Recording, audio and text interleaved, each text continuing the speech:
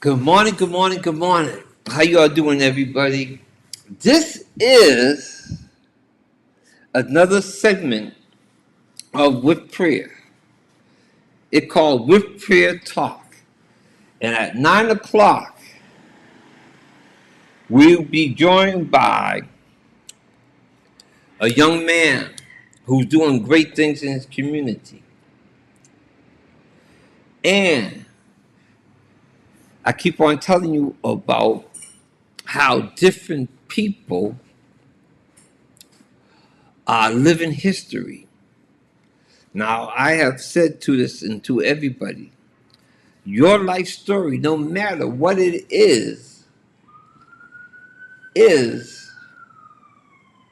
living book in our Bible of history. So I'm going to have this young man come on and tell his story. Okay. He should be calling me right now. I don't know where he's at, but you know how we are. I don't know. He doesn't know that he's supposed to come up in the green room early. I told him I sent him the invite to the website at 8:30, and he responded. But you know how we are. But he could be busy. He's a man of many great talents.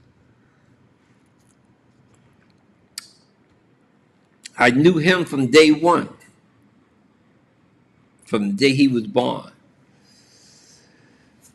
And he is a great, great, great, great person. I'd love to introduce you. I wish he was here because I'm ready to go right now. But this is warm up. I'm getting everybody to come on in. I see you, Eddie. How you doing? Edie, I see you. And everybody that's coming on. I know there's a lot of people going to be coming on YouTube and Facebook and on X. Want to see and hear this young brother. He be here at 9. He be here at 9. And I don't want to go on none of my personal rants, but I hope that you all was with us at 4:30 a.m. and at 8 a.m. with prayer every day at 4:30 a.m. and 8 a.m. Eastern Time all over the world with prayer. We are praying just for 5 minutes from 4:30 to 4:35 and from 8 to 8:05. We are in prayer to start our day. But if you come in early, I'm usually here early and I'm just talking about things that are on my heart or things that God put in my heart to to put out there. Rima, I see you. Morris, I see you. Everybody hit the likes, hit the likes, hit the likes, hit the like button, hit the like, call a friend. This is going to be great news that you can do something special in your neighborhood, for your community, for your children, and for yourself. Okay.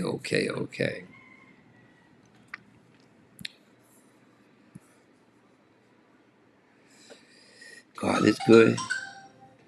God is good, and He's good all the time. Yes, I see you all. Thank you for the hearts. Thank you for the love. I love you all too. Te amo mucho. Hit the like button, hit the like button, hit the like button, hit the like button. Join. Join and subscribe. I see you all on TikTok. I see you all coming in. Dee Dee, I see you. Jenny, I see you. God is good. Bob, I see you. God is good. God is good. God is good. And He's good all the time. Yes. I am waiting I'm waiting, I'm waiting, I'm waiting.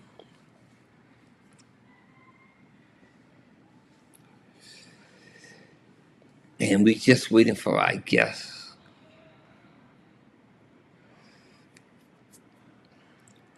Maybe I should have waited. No, I like to come in ahead of time. That's why I made adjustments in here. I am so glad that God helped me in the studio. I don't know if y'all realize it, how bright and everything light. I got my studio lights up here, and I have my audio. I have my switcher.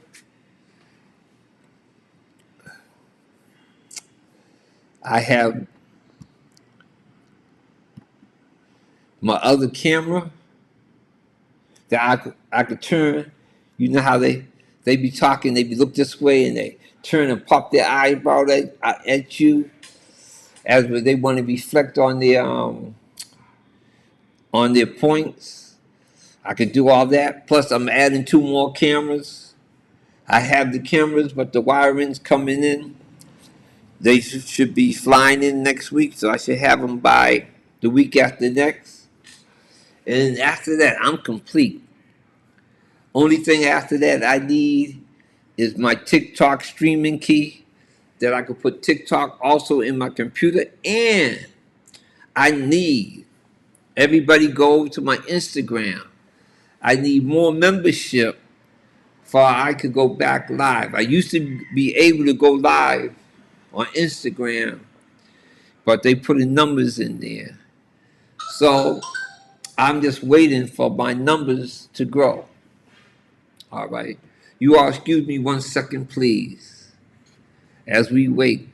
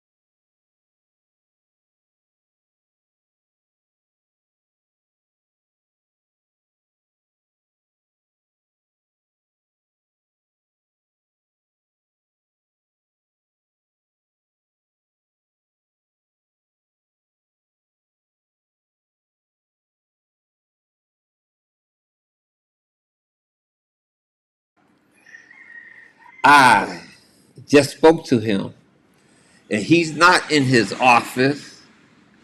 He's out on the road. He's trying to come in through his telephone. And with this, you need Chrome to come in. So it's always something. It's always. We might have to reschedule. He's trying to come in. He been trying to link up with me, and I told him he need to come through Chrome. It has to have Chrome to come in or Google. But life is hard. Life is not easy. I kind of like this other camera look. Yeah. All right, let me switch it back. I need to get somebody to come and work all of this for me. That's right. We could put up. There's so many more things, and I got a lot of work to do to get up to speed. Good morning, good morning, good morning. Got 1 more minute. My guest is trying to link up with me. He's not in his office, and he is trying to reach. And obviously, he don't have an Apple phone because he could automatically talk to me.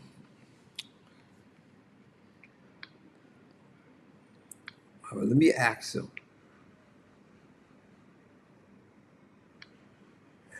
Do you have an Apple phone? Because with an Apple phone, it should automatically connect.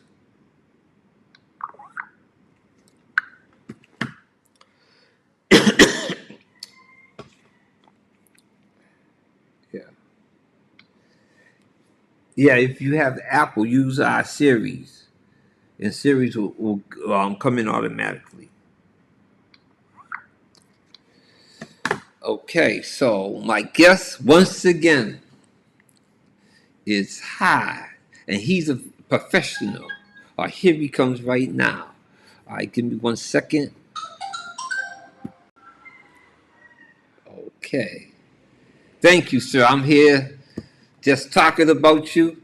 So right now, our guest is here, and he is in the building, and I want to bring him in. Oh. First of all,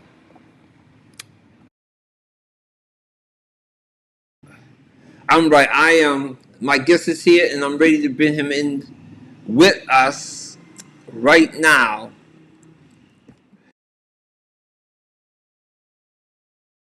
Buttons. And to everybody, I want to introduce a young man.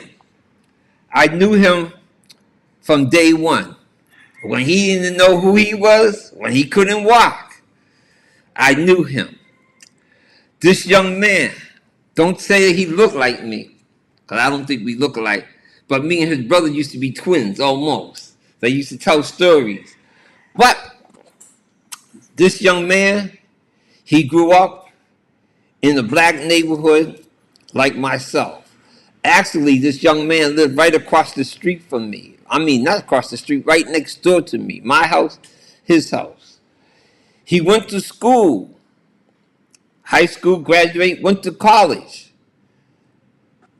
graduate, moved to Delaware, in that Delaware area.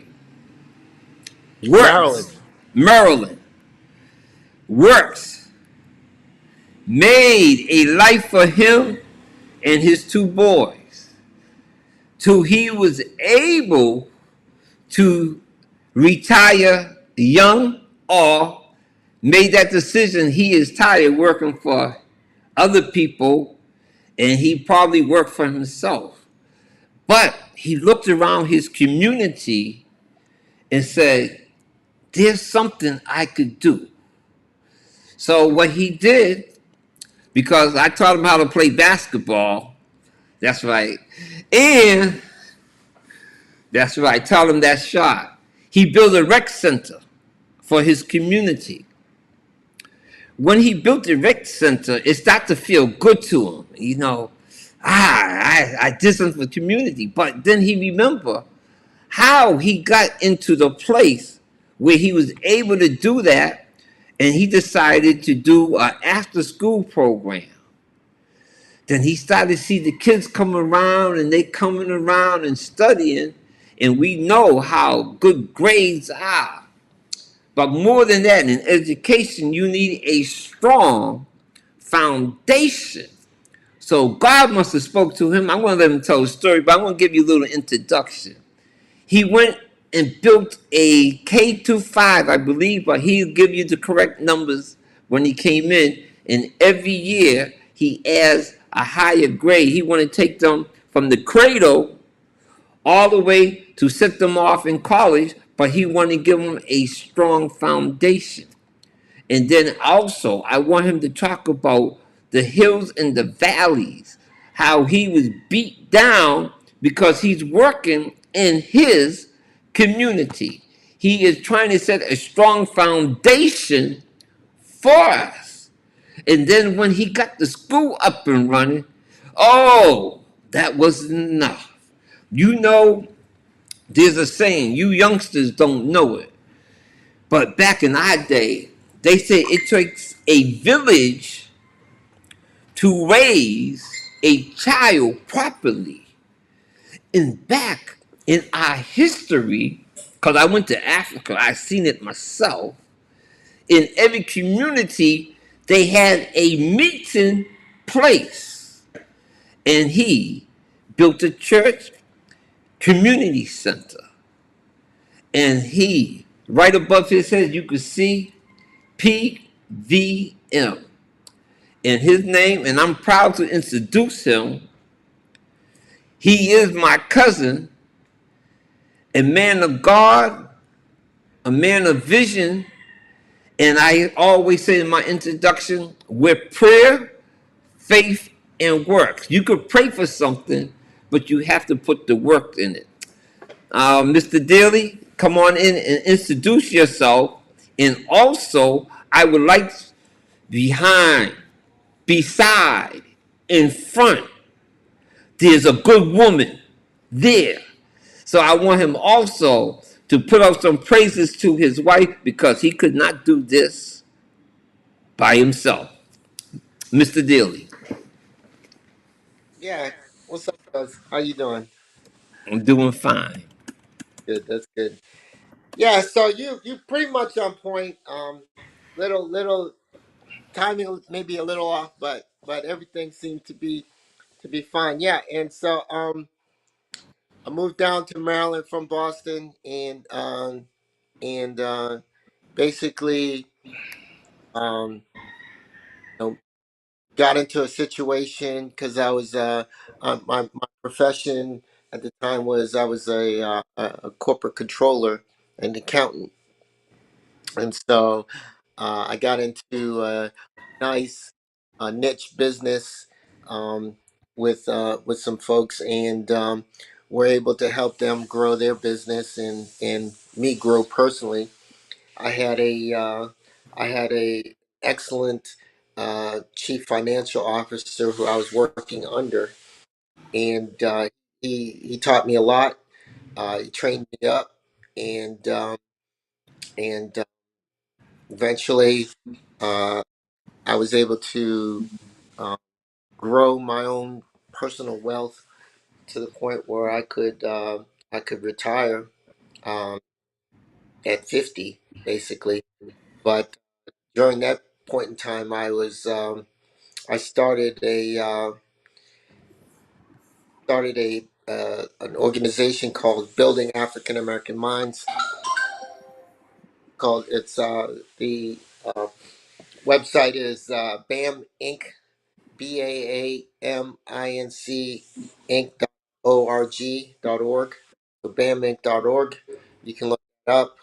Um, you can look me up at Derick Daly, DerickDaly.com.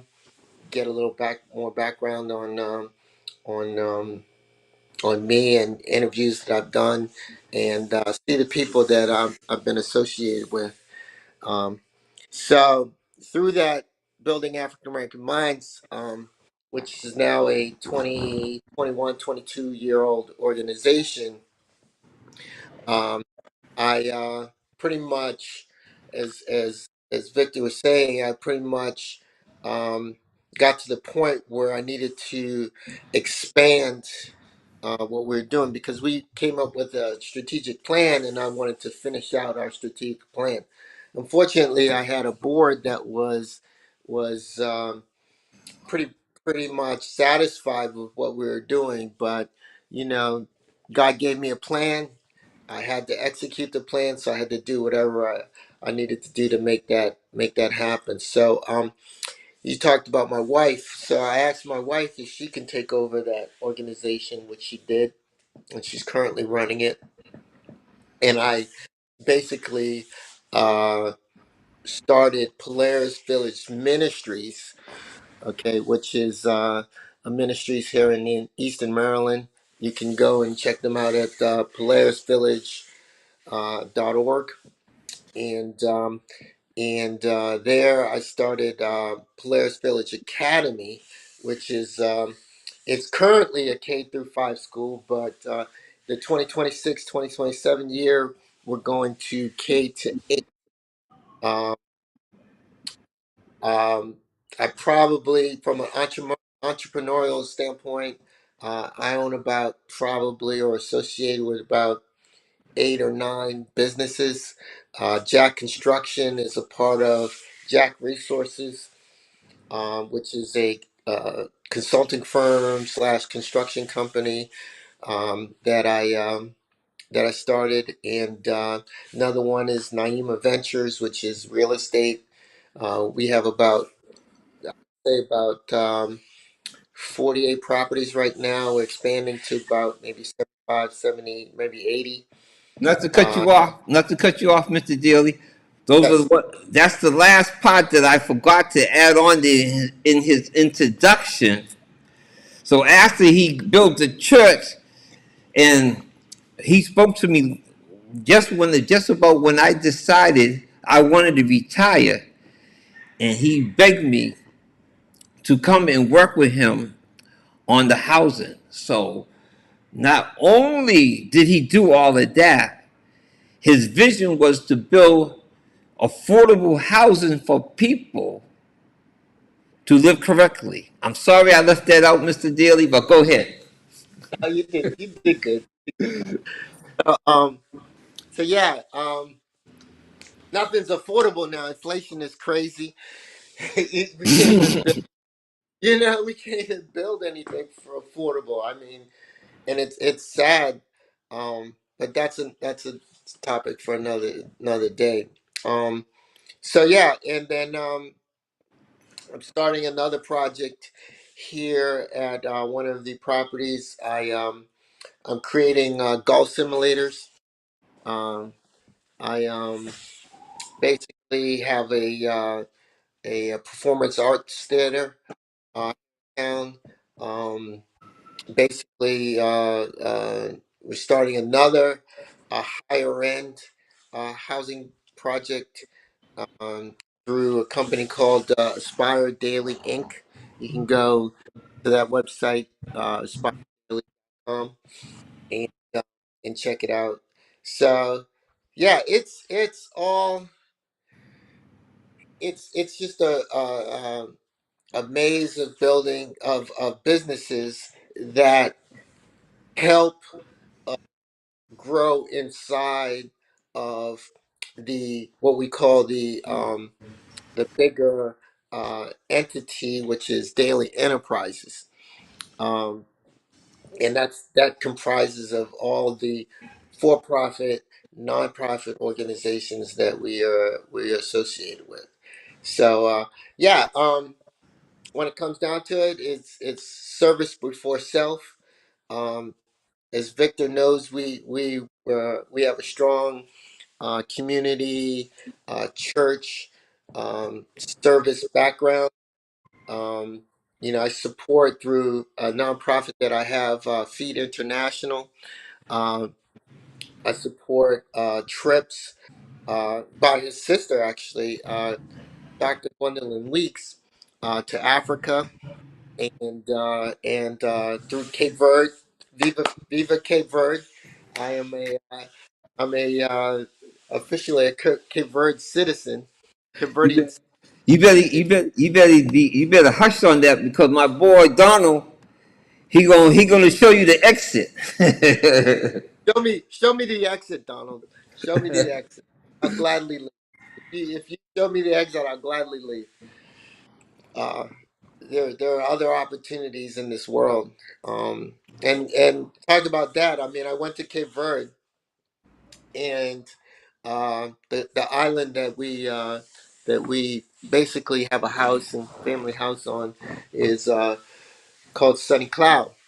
Sunny Cloud is one of the developing, um, soon to be developed islands. Cape Verde is comprised of 10 islands, and so I went there, and I'm seeing all this beautiful land, the beautiful views, and all that.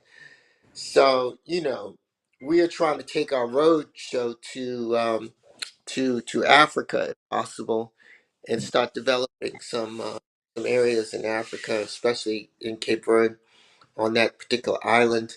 Um, I talked to the mayor slash president over there, and he's very interested in working with him to actually build a school in Africa also. So there's a lot going on. We're doing a lot. I got a lot of help, a lot of people that are professionals that believe in the dream, um, And so basically, I'm just giving the guidance, and I got people that actually execute all these plans that we have, and that's it. I mean, and it's not about to your viewers. I want to talk about everybody wants to talk about is the money. It's not about money. The moment you start chasing money, the moment you start losing money. Okay, you have to chase the dream. You have to put the dream together in a plan and a formation that is solid and sustainable. And once you do that, the money will come. Okay. And if you are able to articulate your vision clear enough, people will actually give you money for your dream. We were very grateful. We're grateful to the donors we have, to the investors that we have, to the point where a lot of our ability to grow for us, the family, is through just sweat equity. Meaning we execute the plan, we get funding from other sources, and develop partnerships.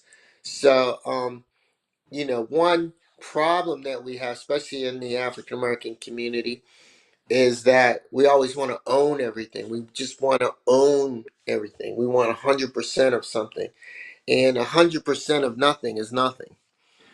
And so you have to be in the mindset that you're willing to partner with credible people, with people that will generate resources. You share your idea, you make it happen, and so you get, 40%, 30%.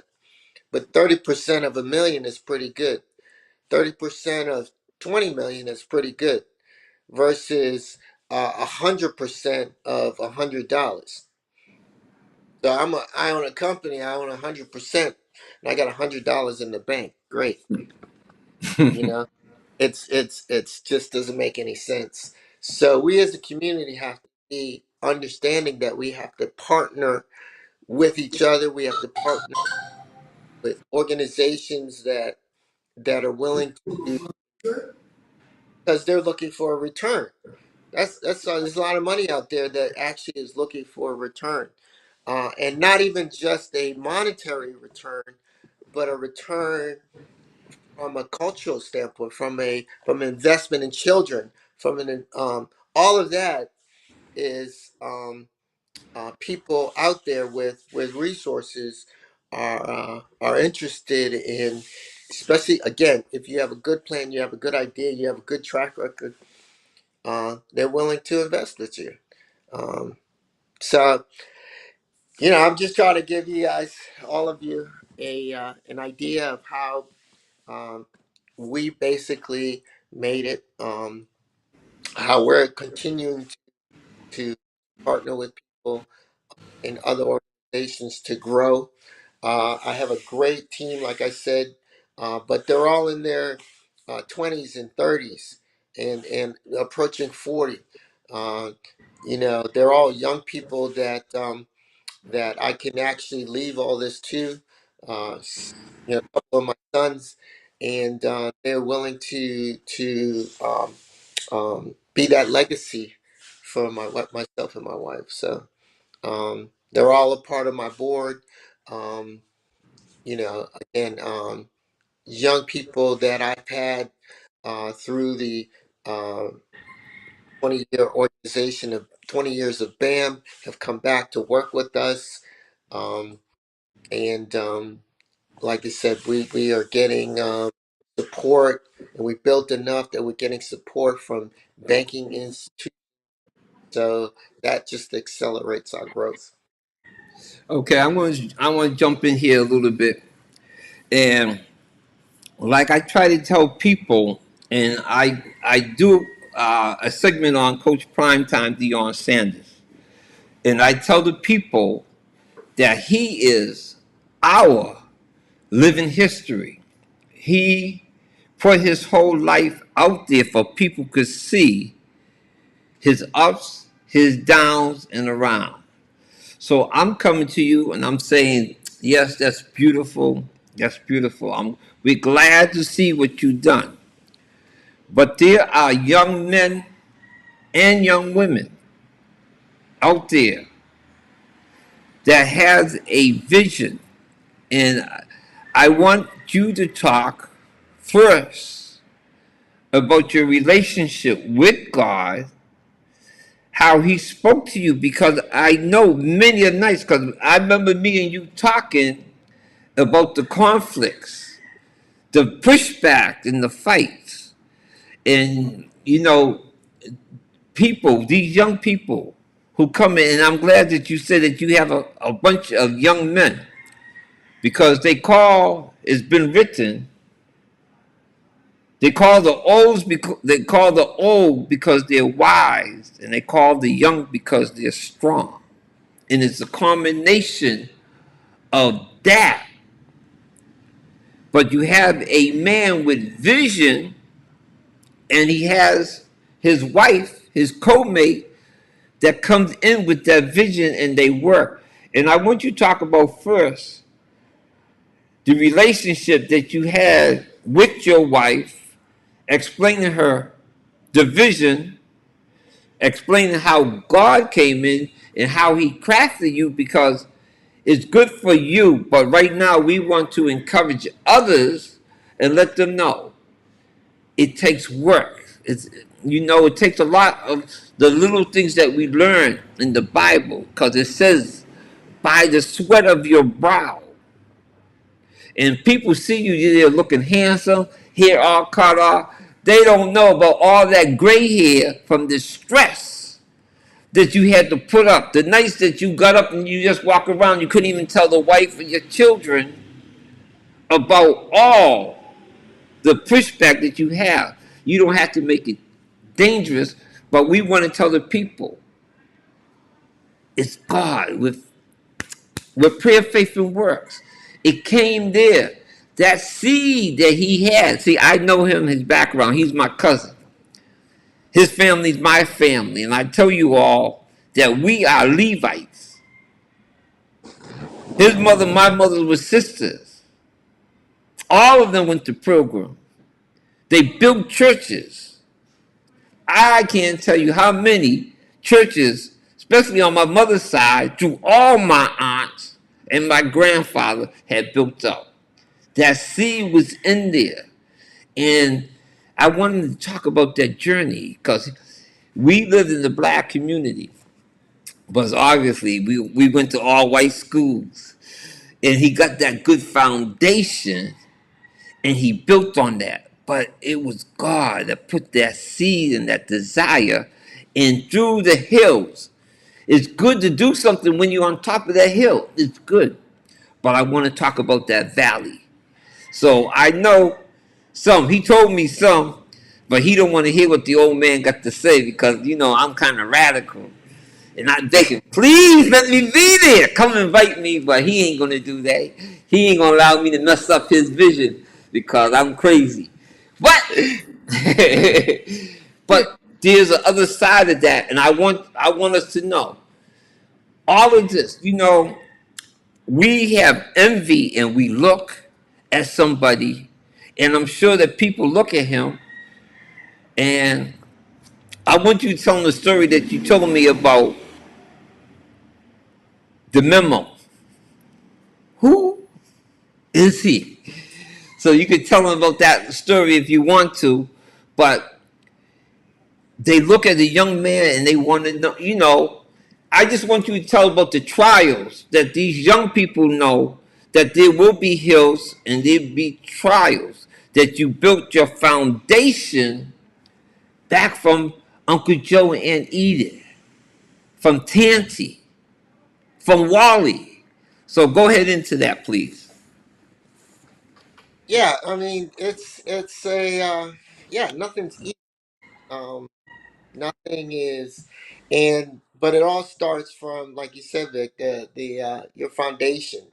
Um, if I take my life all the way back to when I was a child, I mean, um, when I was, from what people, when I was 1 and 2 and all that, I was always advanced.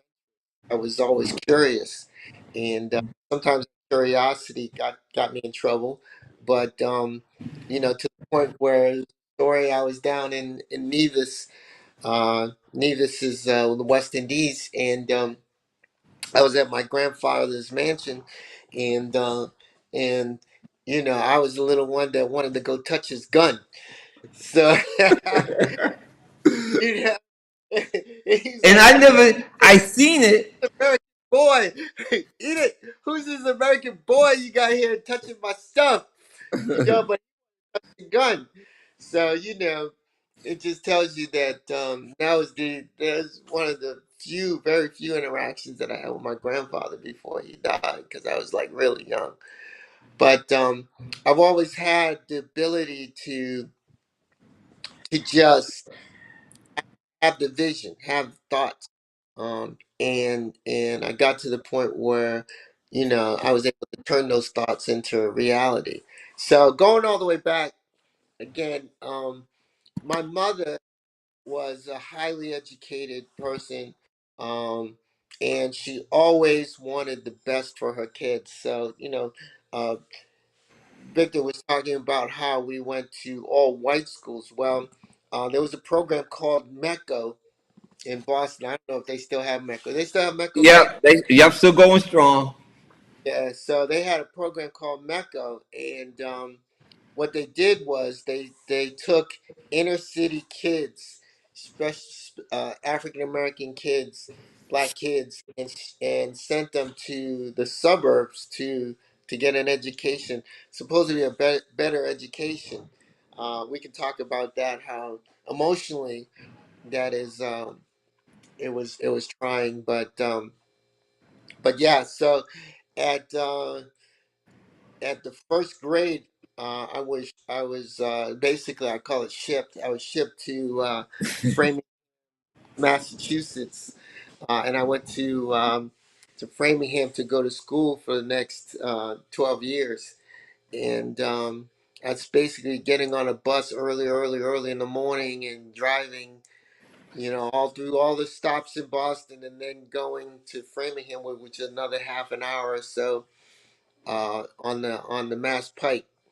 And so through that, early experience is that, I'm still that kid that is adventurous, wild, you know,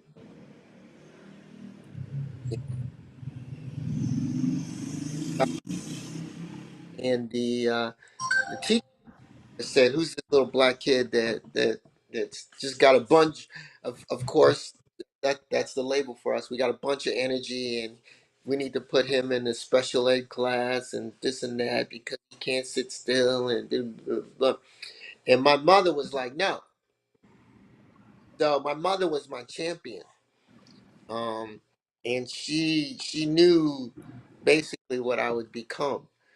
So she stood up for me, and she was my champion. She's like, "No." She's like, "Go test him, go do whatever you got to do, but no, um, he's not getting on any medication. He's same class. You could put him in some other thing, because I know he's got issues in other things." And my issue was back then, no one really talked about it a lot. It's like I have dyslexia, and so um, I had trouble actually seeing words and reading and things like that. So they put me in a special reading class. I had stayed with a lady called Miss Jackson, and she actually helped me teach me how to read. And but the thing about dyslexia is that you excel in something else, and I've always excelled in math. So I would be in a high end math class, but I would be in special ed reading. Me too. I don't know. That's the only way I got through college and school was math. Yeah, I had to yeah, load up on a lot of economics and accounting and probabilities and psychology and psych classes. The only way, but go ahead. yeah. So again, that's one of Vic was talking about the challenges, and that was one of the challenges early in life that I had to believe in myself, that I didn't have a problem. I just need to work on something. And so through that, um, from an education standpoint, I would get A's and B's in math, but I would get C's and D's in English. And throughout my career, I would be averaging out uh, 2.3. 2.3 is like C plus, or 2.5 or something like that. Yeah. And I would never be able to get, and like other people around me, that I believe I was smarter than, they're getting all A's and B's. So, that psychologically, you have to, I don't know if your child goes through that or whatever, you have to get over that as a child and say, okay, I know I'm smart. So, what I taught my kids to tell them, I am smart. To say, I know, to infuse in your children that they have the capability to get it done, no matter whatever their disability, they have the capability.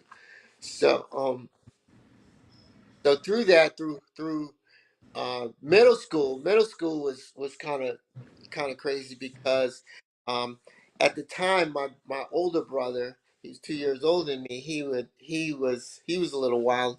He was a little wilder than me, Vic. You know him. So so he would get into some crazy stuff and drag me along with him. So I'm going with him on that note. So all of a sudden, I'm getting a reputation. I'm getting his reputation because I'm the little brother coming around. So that made things even harder because teachers would be like, "Oh, you're blah blah blah." I won't even say his name. You're blah blah blah's brother. Like, okay, we know about you guys. And I'm like, dang, I'm already. It's sad because when a teacher has Pre when it notion. has a preconceived notion of you, you can't. It's hard to buck. It's hard to fight that. And then eventually, if you give up, you just like, okay, whatever. I'm gonna just be who you say I am. Hmm. And so you talk about adversity and all that. So I had all that, and then going into high school, it was the same thing. Eventually, my brother got kicked out of the school that I was in, and so I had the ability to go the remainder of my years there without that extra added stress of him. And but um, what that left me was being lonely. I mean, he was a wonderful brother. I mean, he was there for me, and he was my hanging partner, and so I just felt that loneliness again, being in a predominantly white school. Never mind, the area was a Jewish community, so then you had this whole different culture. The Jewish culture is different, and for a young black man, it's hard to to you know get into some of the things that they were doing, and so not to say that it was that the people were bad or whatever, but it's just a different culture, and so that experience, because I learned how to deal with other. That's one thing that going to that area, I learned how to deal. Specifically, I learned how to deal with white people, Yeah, and and not to cut you off, that was the whole idea about Mecca. I'm a little older than my cousin there. I went into Mecca the first year it started. So I went from junior high up to high school. Also, I went to a all Jewish town, and I still have a lot of friends that I friend up with when I was in high school. I went to I won't even tell you how many years class reunion I went to, but I mean we up there. We are up there. But the whole idea about Mecca was for them, because at that time America was very segregated, very, and their kids was going to be our managers and our bosses, but out in their community, they never dealt with us, and they wanted to give their kids an introduction for when they be our boss that they wouldn't be nervous. But I think that worked in our benefits because it taught us from the inner city how to deal with them. And a little thing I say, like I'm a little more radical than my cousin. So I say more radical things. But I say it was the knowledge. I tell people all the time, and I'm hard on white people, but I have a lot of white friends. And when they come at me sideways, I always tell them, I grew up with you in your house. I said, your grandfather kicked me, your father abused me, and now you're coming with the same old tricks. It's not going to happen. So that was also good for us as it was good for them. And I'm just saying, and and Derick, I'm going to pass this topic real quick. I tell white people, don't be ashamed because you live on an entitlement. Because if I had that opportunity that you have, most likely I'd be just like you. So enjoy your time while you're on the top. But go ahead. And but that's you, Vic. You know, like you said, you're a little bit more radical than most. But if you realize that's what they're scared of. They're scared of people like you, man. Cause you you'd be like, okay, it's my time now. It's my time to act like you. And No, that's what they're I wouldn't be like them because I'm not like that.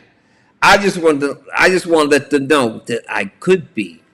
yeah, yeah. But I have that possibility. they but they know how evil, they know the evil things that they did, man. They know the evil things Did that they or did. doing. Did or doing. Doing all that. They know the evil that's being done. And so they are are scared that one day we are going to be in control and do just as much evil as them. But the difference is we are God's people. And I'm not talking about we get all into back in slavery and how the masters taught the The slave, his about religion. religion and all this and that and we blah blah blah blah blah. He Y'all got to understand. Jesus was actually in Africa. was a black man. Yeah, exactly. So you can't say that that Jesus wasn't African. Jesus African. Okay? Jesus is straight up African. Well, you know what? I'm just going to tell you, Jewish people know that because in Israel, they'll tell you. If you go to Israel, they tell you right that Jesus was an N word, and they say it. They say it's black. You see, I don't want to drop off your telling your history and what you're about, but I'm going to go into this just a little bit. King David, King Solomon, they're great kings of Israel. He says, I am black. He read it in the Bible. He don't let nobody have be no doubt about who they are. There's a difference. See, what my cousin was talking about, and you hear me say that we are Levites. We are the chosen children of God. And see, people want to say, oh, ooh, ooh. We all are. God created all, all of us. We all are his children. All of us to a man. We don't need to go to church. We don't need nobody tell us there is a God because he is already in us. From the day when man was a caveman walking around with his stick, He looked to the skies and prayed to God. Organized religions only a couple hundred years old. I already broke you down. Pentecostal, Baptist, all the things that we practice was founded in 1843. God is longer than that. God go back thousands and thousands of years. So what my cousin was saying, that us, people of color, not even black, of any color, we tend to gravitate to a higher power. And it's in us, it's in our essence. And Derek, is also in white people essence. Because as you know, and I say it all the time here,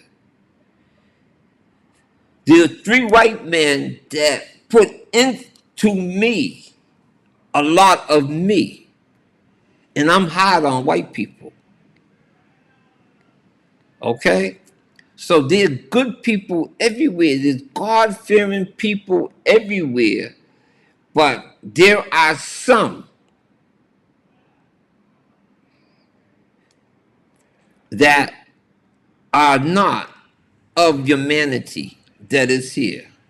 And I don't want to get into that because he's going to say I'm crazy because I start talking about the fallen angels and all of that. But it's real. My point was that, Derek, they know our history. Yeah, yeah, yeah, yeah. They know our history better than we know our history. That's the problem. To go to what you're saying is understand that the only reason they're white, okay, We is pushed because them out of Africa. they only reason that they're white is because they went to a colder climate, and having dark skin in a colder climate was not conducive for insulation. Okay? Not only that, I'll give you a little more history. We pushed them out of Africa because they was albinos. I was in Africa when I was in Tanzania. I saw, see, in America you might see one or two albinos and we call them red. And they red and with freckles and they real light skin. I was in Africa and Tanzania. They have a whole community uh, of albinos. We pushed them out of Africa up into the Caucasian mountains. And they are our children. But go ahead, Derek. Yeah, and again, and then you people just have to understand history and the whys behind. How did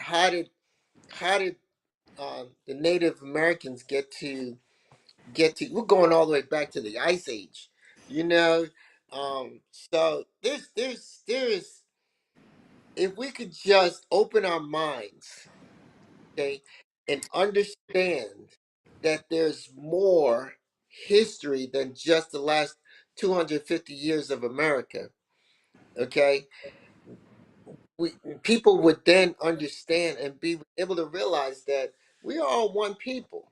We are. Now, when you are able to get to the point, because you got to understand, like Vic was saying, segregation, all of that, racism, this and that, that's been around since God knows when. Same thing. That's how the Jews were persecuted. The certain forms of Egyptians were persecuted. The kings, the pharaohs, they all had different groups, and you know um every society has a different group. Every nation have different groups in them. Okay, it just so happens that we're this period of time, this period of time that um African Americans. And it's very short. If you talk about the history of the world, I mean, this is 4 billion years. This Earth has been around. 4 billion years. This Earth has been around. European societies are thousands of years old. European society. and America's 250 years old. We're talking about slavery started uh, 1600 and all that kind of stuff. Mm, Okay, don't get me so started. yeah, so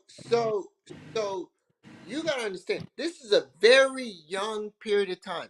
So if you look at the progress of when Africans were brought here, not because they were lazy, because why would you want, think about it, why would you want to bring lazy people over to people that don't know anything? Why would you Derek, want to go and we create was, this we was already here. All right. I don't know that you don't be listening to my podcast, but I tell you, there slavery, is there slavery, different slavery. That there's trans. different of indigenous people. Okay, let's put it that way. They're We was different here. We. about Vic, give me a second. All right. I was I'm specifically talking about, okay, Africans that are part of the slave trade. Okay, they're indigenous people. I'm not gonna argue with you on that. It's true. Okay, all types of indigenous people. I just told you All right. that All right. during the ice land bridge was created, and people migrated from Africa Most, to the most of it. There was an African king, most of it. He was the richest man in the world. Richest, richer than any man in the whatever. Mosavisa, while he built 17 ships and sailed from Africa over to the continent. It never went back to Africa. They popularized all of Americas. Now, I'm just going to give you a little bit of history, real quick, and we got 5 more minutes. I'm going to go over. I'm going to bring Mr. Daly back next week. This is going to be Men Talk. We are going to talk because I told you all that I'm going to bring up a topic with this young brother right here because his wife is Cape Verdean. Obviously, you should know that by now, Cape Verde. My wife is Dominican, and we're going to talk about men marrying outside their culture, the difficulties that we come through. So that's going to be a topic for another day, and we're also going to bring back up on his topic, but I want to end this here with him. I want to just give him a little something. We were already here.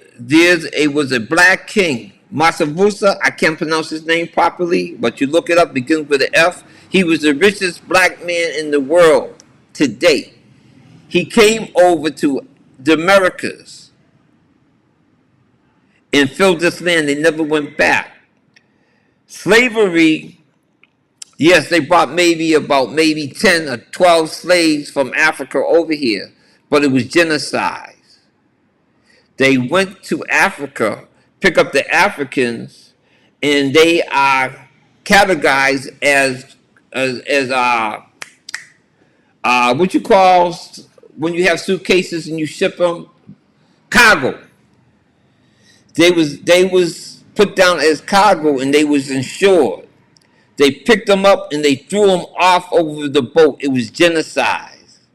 It was genocide. The whole purpose of going to Africa, because the 13, Berlin 13, which it was actually 15, it was the 13 European countries, United States and Turkey was there. That's why they say the Arabs were also in the slave trade. They all was in Berlin and they decided to chop up Africa. That's why Africa as a continent have 54 nations. And every European nation committed genocide. Every group of white people committed genocide, and that's why Israel is in Gaza and Lebanon committing genocide because they want to do America. They want to be like America, conquering the land. I'm just give me 2 more minutes. I'm gonna let you jump in. I see you moving around in your seat. Um, the slave trade. Listen to me. Listen to me. It'll make sense to you in a minute. uh-huh. When the pilgrims came here and they went from here to the Mississippi, was all black Indian tribes that was there. If you ever go back and look at the Indians, they have black features and they were black. If you look at the old pictures. From the Mississippi, West, going from Mexico all the way up to Canada was Mexican. All the American Indians that you see now are Mexican. Andrew Jackson, the Marcheteers marched those black Africans to death.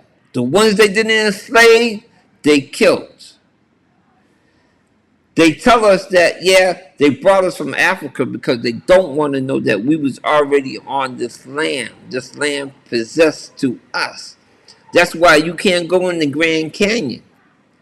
Because all the statues, all in South America, the big blackheads with the big nose and black, jet black like us, they've been here way before Columbus.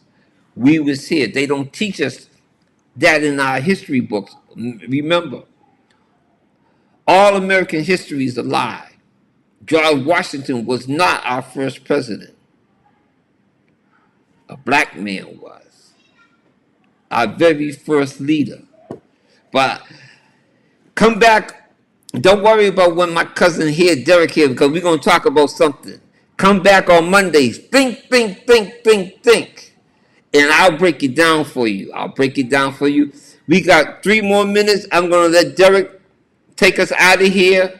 We're going to come back with a segment about men talk. This segment with me and him. We're going to do this together called Men Talk, and we're going to talk about issues. And I brought him on so he could tell us about what he did. They disconnected me on TikTok Live. I went past the hour. And we had a lot of views. So I just want to show him, okay, so he can see what we did on TikTok.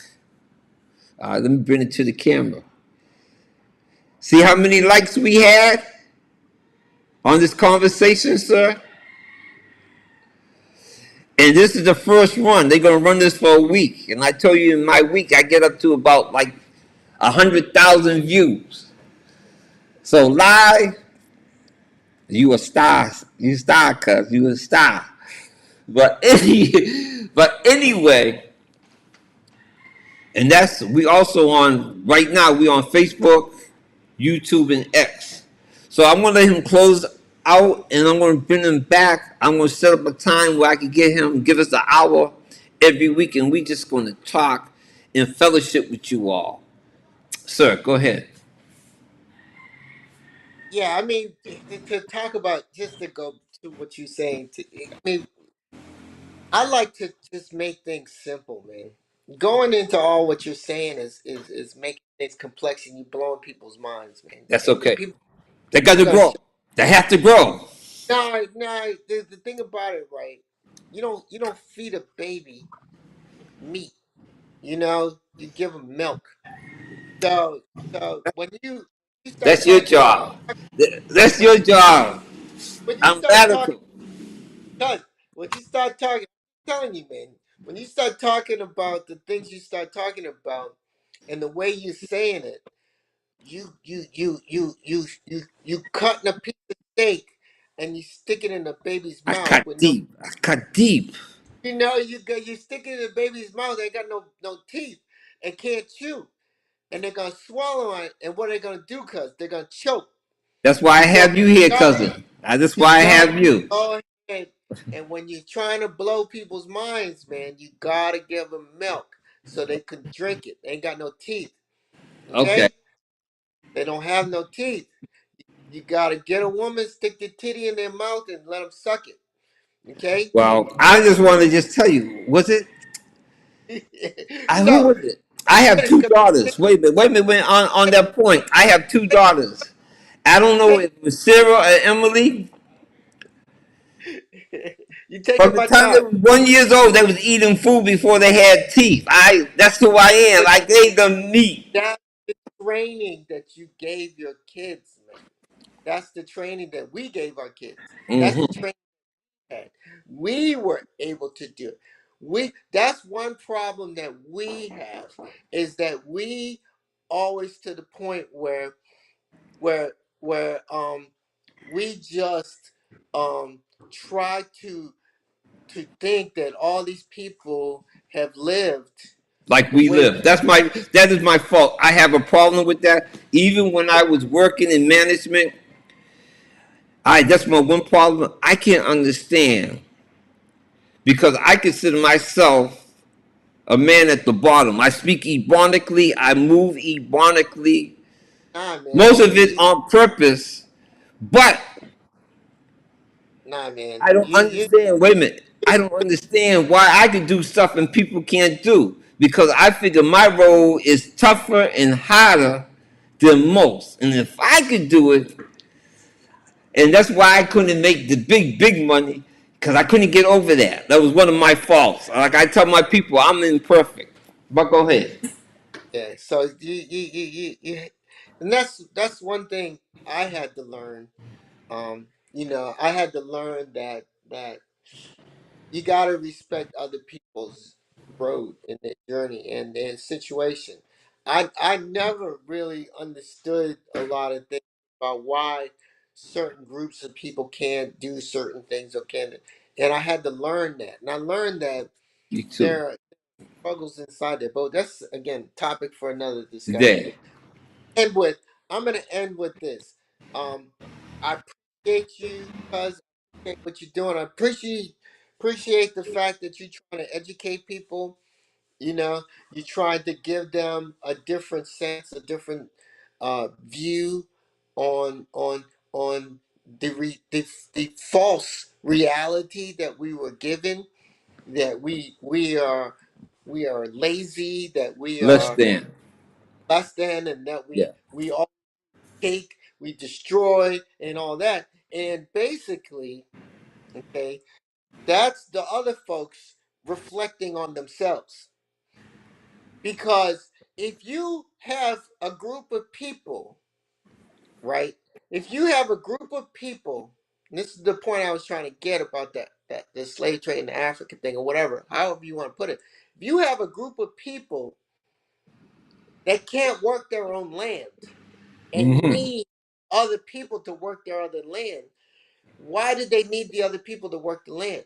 Was it because of labor, or was it because of the intelligence that those people had, that they knew how to grow in certain soils, that they knew how to grow certain crops, that they knew how to do things, and they had the intelligence to do something? So you had to go and take your musket and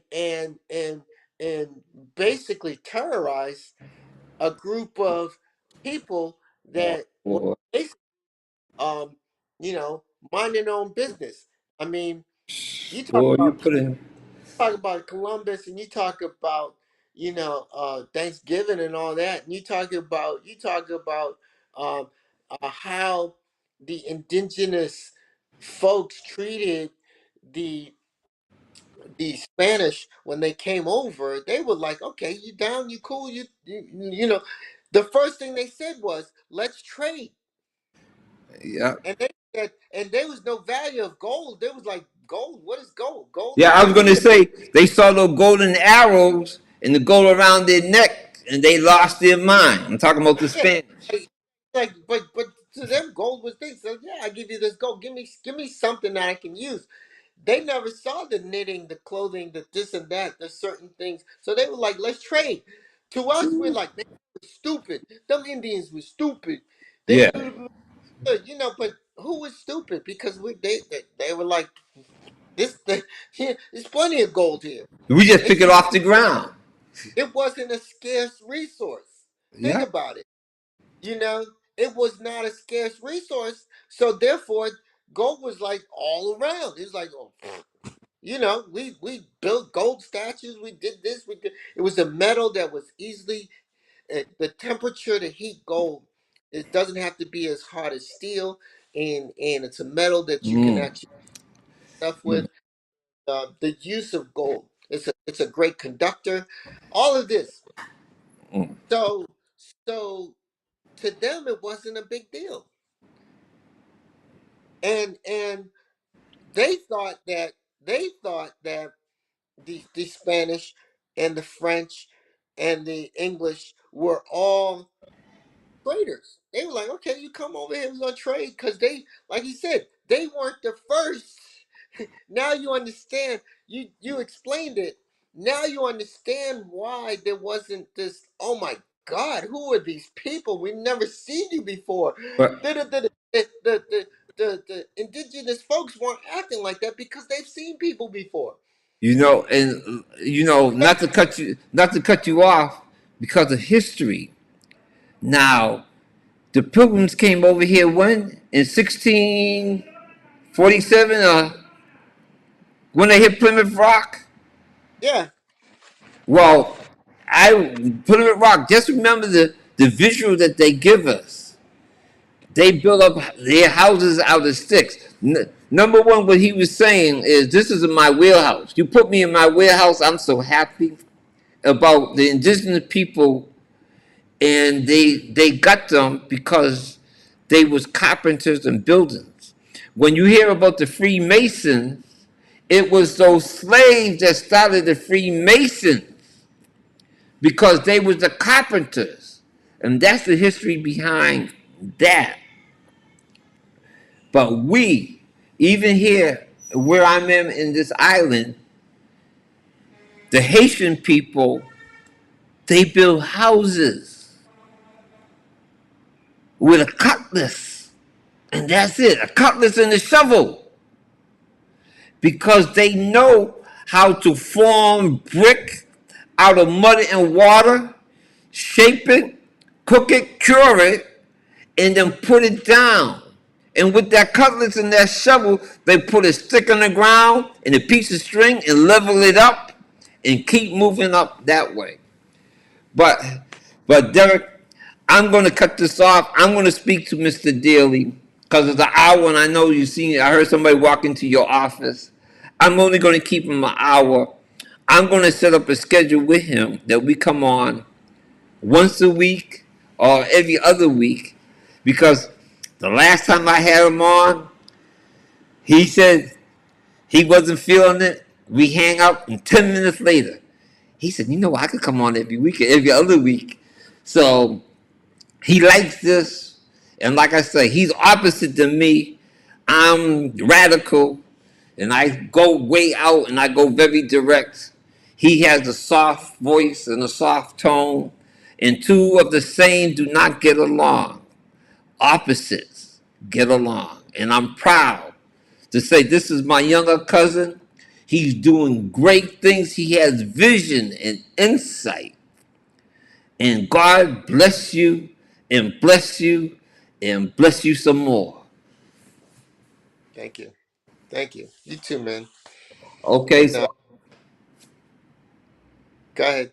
all right, I was just going to click you off and say goodbye, so you can wave and say goodbye, and I'll call you back later on during the week and set up a time period. Sounds good. Okay, and thank you, and I appreciate you. All right, appreciate you too, cuz. Okay. All right. And to everybody, thank you for giving me your time. Thank you for being here with us, even though we got a little bit off topic, but it's something for us to build. We're going to build this community. We're going to have fun. We're going to talk. Like I said, me and my cousin, we're going to come back and talk about issues about men, meeting women, marrying outside your culture, the good spots and the bad spots about it, because it's a learning curve. We're going to talk about business. He is a great businessman. We're going to talk about working in the community, and we're just going to talk and listen. We don't. I'm not saying that we know everything, and I'm not saying we're perfect. Especially with me, I'm not perfect, but I want to tell my own story. So I'm going to sit there and tell you how I see things. And like I said, I'm not trying to convince you on anything. I'm just trying to get you to think. The possibility. He had a vision and he worked his vision. But that was a seed planted before he was born. And all of us have that in us. We just have to encourage it. We have to encourage it. And if you can't see it, with prayer, faith, and works, you could put it in the ground and it will come to be a very fruitful tree. All of us, no matter the color. Like I said, I'm hard on white people because they know. I know they know because I grew up with them. I know they know. And we all of us, black, white, yellow, brown, have to do better. Everybody, have a great day. And we will be back here at 4:30 a.m. and also 8 a.m. every day Eastern Time with prayer. Everybody, have a great day and thank you.